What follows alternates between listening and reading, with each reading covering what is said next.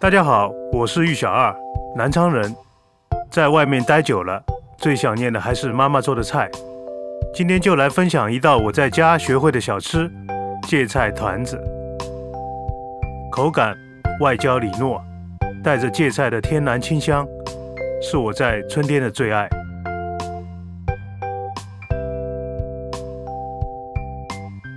我今天用的是潮汕的芥菜，叶子切成小段，剁碎，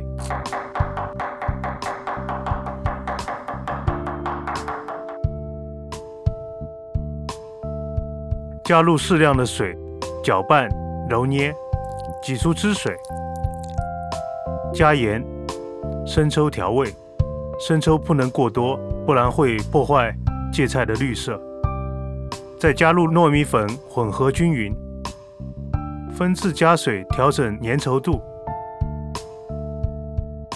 揉到没有糯米粉为止，然后直接下剂子，每个大概30克左右，用掌心搓圆。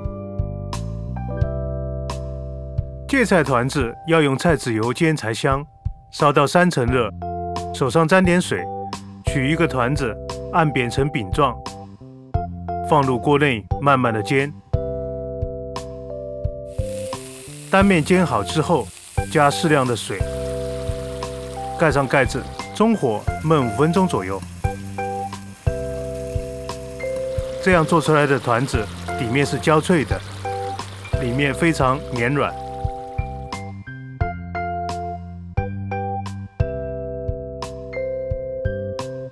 蘸点白糖，淡淡的咸甜中带点甜，好吃还管饱。